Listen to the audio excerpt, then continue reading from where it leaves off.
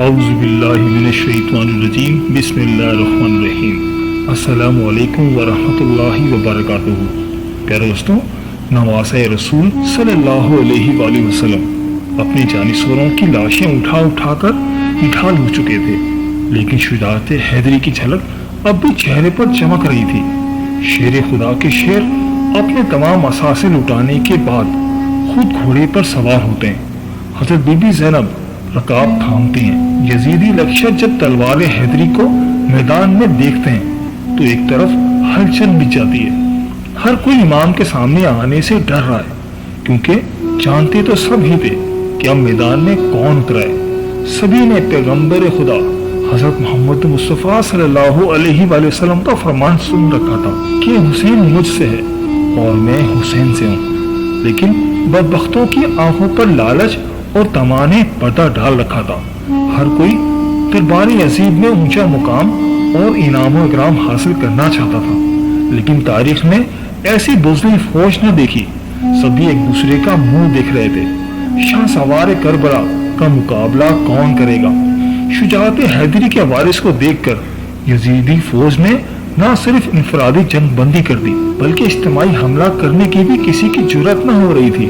جی، یہ وہی شاہ سوار ہیں کہ جن کے بچپن ہی میں ان کی شہادت کی خبریں عام تھیں۔ ایک دفعہ حضرت جبرائیل امین حضور اقدس صلی اللہ علیہ وآلہ وسلم کی بارگاہ میں حاضر تھے کہ وہاں حضرت امام حسین بھی تشریف لے آئے اور حضور پاک صلی اللہ علیہ وآلہ وسلم کی مبارک گود میں بیٹھ گئے۔ حضرت جبرائیل امین نے عرض کیا کہ اللہ کے رسول، آپ کی امت آپ کے اس بیٹے کو شہید کر دے گی۔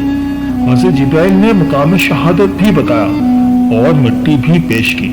اب حال یہ ہے کہ نواسۂ رسول حضرت امام حسین رضی اللہ تعالیٰ عنہ میدان کربلا کی طرف بڑھ رہے ہیں اور بزدل فوج دور سے تیر چلا رہی ہے کہ کہیں اگر یہ ہمارے قریب پہنچ گئے تو ہم بچ نہیں پائیں گے۔ امام علی مقام کو تیر لگ چکے ہیں۔ شمشیر حیدری پر پورا لشکر یک بارگی سے حملہ آور ہوتا ہے۔ خوف کے مارے فوجیوں کی گردنیں کٹ رہی ہیں۔ سینکڑوں یزیدی فوج جہنم واصل ہو چکے کہ اچانک امام علی مقام کو اذان کی آواز آئی اور آپ نے اپنی تلوار روک دی اور نماز پڑھنے کی مہلت مانگی۔ یہی وہ وقت تھا کہ جب شمر کے جوش دلانے پر مالک کنڈی نے پیچھے سے ایک ایسا وار کیا کہ تلوار کلام مبارک کو کاٹتے ہوئی کاسائے سر تک پہنچ گئی۔ خون کا فوارہ نکل پڑا۔ جیسے جیسے وقت گزرتا گیا، امام کے جسم پر تلواروں، نیزوں اور تیروں کے زخم بڑھتے جا رہے تھے، لیکن پھر بھی کسی کی ہمت نہ تھی کہ شجاعت کے اس کو گراہ کو شہید کر سکے۔ شمر ملعون کے کہنے پر سب نے تیروں کی برسات کر دی۔ خولید بن یزید نواسۂ رسول صلی اللہ علیہ وآلہ وسلم کا سر کاٹنے کے لیے آگے بڑھا، لیکن ہاتھ کام گئے۔ پھر شکل کل بدبخت اور ذلیل انسان سنان بن انس آگے بڑھا اور امام و اکرام کی لالچ میں امام علی مقام کا سر تن سے جدا کر دیا۔ ملعون ابن زیاد کے حکم پر تمام سر نیزوں پر چڑھا دیے گئے اور جسم اطہر کو گھوڑوں کی ٹاپوں تلے پامال کیا گیا۔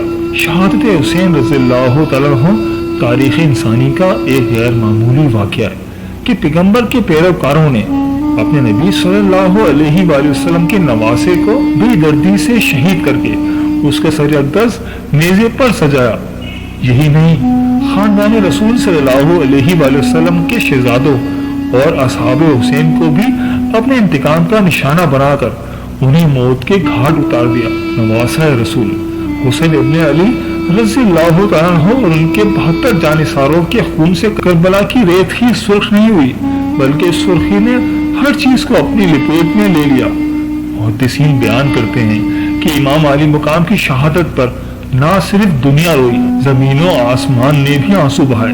محدثین بیان کرتے ہیں کہ نواسۂ رسول صلی اللہ علیہ وآلہ وسلم کی شہادت کے وقت بیت المقدس میں جو پتھر اٹھایا گیا اس کے نیچے سے خون نکلا۔ شہادت حسین کے بعد ملک شام میں بھی جس پتھر کو ہٹایا گیا اس کے نیچے سے خون کا چشمہ ابل پڑا۔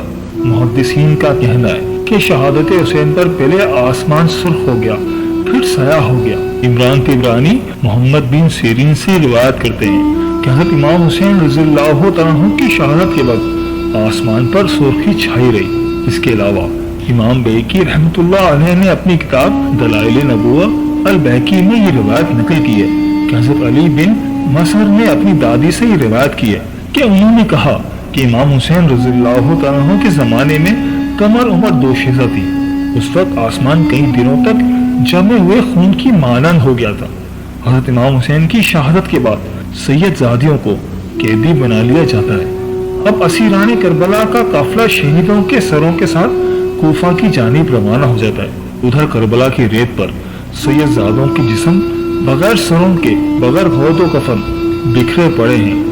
اللہ اکبر. تاریخ گواہ ہے کہ شہادت کے 3 دن بعد 13 محرم کو مقام غازیہ سے قبیلہ بنی اسد سے خواتین دریا فرات پر پانی لینے آئیں تو انہوں نے بغیر سروں کے جسموں کو بکھرے دیکھا تو سب کی چیخیں نکل گئی.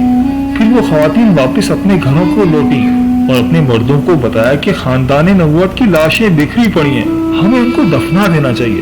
چنانچہ کچھ مرد ان کے ساتھ میدان کربلا پہنچے اور قبریں کھودنا شروع کر دیں. سبھی جنازہ پڑھنے کے لیے تیار تھے. کتنے میں ایک گھڑ سوار شخص آیا اور حضرت امام حسین کے جسم کے ساتھ لپٹ کر رویا. اس شخص کا روب و دبدبا اتنا تھا کہ ان کے لیے مصلی خالی کر دیا گیا. انہوں نے نماز جنازہ پڑھایا اور پھر ایک ایک جسم کو نام سے پکارتے اور دفن کرتے رہتے. سب سے آخر میں حضرت عباس علمدار کو دفن کیا گیا. جب وہ گھڑ سوار جانے لگا تو قبیلہ بنو اسد نے پوچھا کہ آپ کون ہیں؟ تو جواب ملا، میں علی بن حسین ہوں.